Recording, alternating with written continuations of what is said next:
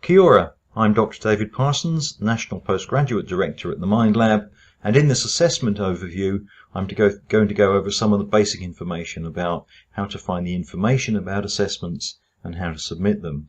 So this slide set is basically a series of questions, and the first question is, where do I find the assignment descriptions and deadlines? So we can find those in the portal, so I'm going to switch to the portal now. So here's the front page. At the moment you can see I've got week 1 selected, and the assignment links are these green boxes at the bottom, and it doesn't matter which week you've got. You can see if I scroll through, those green boxes stay the same. So that's the easiest way to find the information about the assignments. I'm going to click on Digital Assessment 1. The information in all of these is very similar. So here's Digital Assessment 1. At the top you can see the deadline. This particular one is due on the 29th of November. And further down the page you can see there's the description, the assessment breakdown, and some other information such as individual and group submissions, submitting in Te Reo, and some information on how to upload your assignment. So I think that's the answer to the first question, the descriptions and the deadlines. Click on the green boxes on the portal. What's the next question? Where do I find the rubrics? Well, actually in the same place. There's a link on those pages. So if I go down here, you can see Digital Assessment 1 rubric, and I can click on that and it will take me into the portal. So this takes me to a PDF version of the assignment description that's in the portal. And also at the bottom of this page, when it eventually loads, there's going to be a PDF link which will allow you to download that assignment description if you want to. So here's this particular rubric. So that's here in the portal. We can scroll through so you can see not only the description which appears on the other page, but also down here the rubrics. You can see that these rubrics are in a kind of slide set format, and if you want to, you can click on the PDF download link and you can download that as a local file. So that's where you find the rubrics. How are the rubrics structured? Okay, let's go and have a look at the rubric in a little bit more detail. The important thing to note is that they use the solo taxonomy. Some of you may be very familiar with this. You may use it with your own students. So the pre-structural, that's less than 50%. So anything in that column is basically a fail in that particular category. All of the others are levels of pass. So unistructural, multi-structural, relational, and extended abstract. Just moving through some more challenging rubric descriptions, but all of these would be above 50%. So that's the way that we structure them. We use Solo for all of our rubrics. Okay, how do I submit my assignment? Okay, well, this is the exciting, challenging bit. There's a little bit of a catch, so let's go and have a look. So if I go back to the tab we were on before, this is Digital Assessment 1. They're all much the same. If I go down to the bottom, you can see upload new media or select existing media. So what I'm going to do is upload something. So let's assume that I've done my assignment. I need to choose a file. So I've got a folder here that I call assignments. So let's assume, for example, that I want to submit more than one file. Sometimes you do. But we'll just go through an example. Now, I've got a video. Let's say I want to add my video. My video.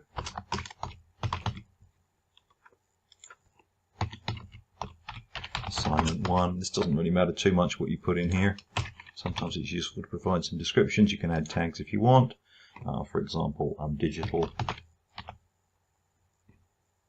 Not that it's particularly important. The important thing is that we've chosen the file. Now, one thing to bear in mind, when you upload a video, it must be a video file like an MP4. Quite often people make a mistake and they might, for example, upload a Movie Maker file. That's no good. It's got to be the actual video file. So make sure the file you upload is in fact a video. Then I'm going to click the Publish button and it does prepare and upload. Now, when it's a video, it can take quite a long time. So what I'm going to do is I'm just going to pause the video that I'm making, and I'll wait till that's actually loaded, and then I'll come back when it's ready. Well, here we are some time later. You can see the purple bar has dragged itself about a quarter of the way along. Not going to lie, it takes a long time. I'm going to pause it again, and eventually we'll come back when it's finished loading. So finally, several stars have collapsed into black holes and several small sea creatures have evolved into air-breathing quadrupeds, but finally my video is uploaded, so I'm just going to click the OK box that's appeared there. Awesome.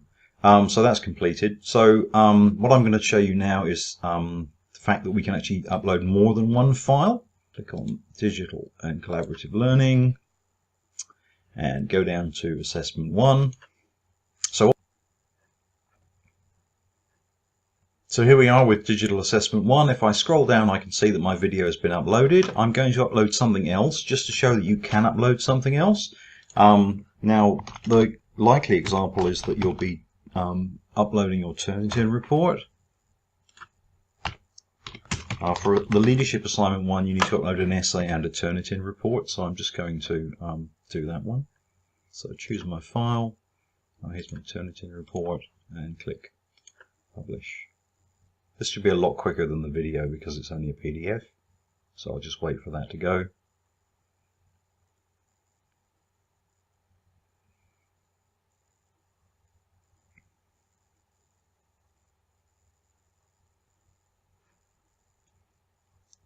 So that should have uploaded. So if I scroll down here, I can see I've got my 2 files. Now the really important thing is that it's not enough to upload your files. If you want your stuff to be submitted, you have to go up here to the top and click Submit Now.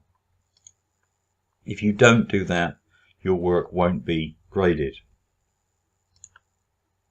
Okay, now it says your submission is awaiting grading. So that's how you submit one or more files for assessment. Okay, let's go back to the slides. How do I submit a group assignment? Okay, the most important thing to remember here is that each one of you needs to submit the assignment separately, otherwise we can't give you back your grades. And there's also a form to fill in. Now, all of the forms that you need to know about are under the information icon on the menu, and the page that's relevant today is this one, FAQ Assessments. So there's a lot of stuff about assessments on this page. You can have a look down and see what different options there are. This is the group submission option, and the important thing is that if you want to submit as a group, you need to all submit this form here, self and peer assessment form, the November one. And the point about this one is that it asks you which assessment it is, how many people were in your group. Groups can be either 2 or 3. The group name is very helpful for us because it helps us to match up things on the spreadsheet that gets generated by the form, who you are, who you collaborated with. Now the most important thing is this one. So if you click we all contributed equally and should receive the same grade, no worries, that's kind of what we hope. If you feel that there was an imbalance in the contributions, then you can click on this one and then you can go through and kind of explain in what way it was uneven, and then we can take that into account in the grading. Cool. Okay, so let's go back to the slides. What's the next question? So that's submitting a group assignment. Can I submit in Te Reo or English for a Kaupapa Mataranga Maori perspective? Yes, you can. So again, if you go back to the FAQ assessments page, yeah, it's right at the top here. So if you want to submit in Te Reo, there's 2 stages. We ask you to fill this form in right at the beginning, and that's just to give us some idea about how many people will be interested in being assessed in Te Reo. And then for each assignment, we ask you to fill in a form because, of course, you may choose to submit some in Te Reo and some in English. It's up to you. So this is the one for submitting a particular assignment in Te Reo, and that's important because all of our Te Reo assessment is done by external contractors, and so we need to get some idea of how many and when those assignments will be in for assessment. So if you want to submit in English from a Kaupapa Maori perspective, we have internal assessors who can take that into account. So that's kind of automatic. You don't need to worry about that. But if you want to submit in Te Reo, you do need to fill the form in. What if you can't submit on time? Okay, there's a couple of options. So again, on the assessments page, if we scroll down, assessment extension. So you can have a 2-week extension very easily without having to ask for anything in particular. You don't need any evidence. All you say is, I need an extra couple of weeks. If you want to do that, you just come down here, click on the appropriate extension form. I'm going to click on Digital 1. All you need to do is just say who you are, where you're located, and that you like this extension. To be honest, this isn't really that important. You get a straightforward 2-week extension. No worries, no evidence required. Very straightforward. What if you need a bit longer? Okay, if you've got other issues, if you've got personal issues, professional issues, obviously things happen, then you can fill in a special assessment circumstance form. Now, the special assessment circumstance form, you can see the link up here, is for something longer than 2 weeks. So I'm just going to click on this now. This is a manual form because it comes from Unitex. So what you need to do is to print this out, fill it in, and then scan it and send it back. You are supposed to say when you will complete the work, and you are supposed to attach some documentary evidence. If it's personal and difficult to document, just let us know and we'll work around it.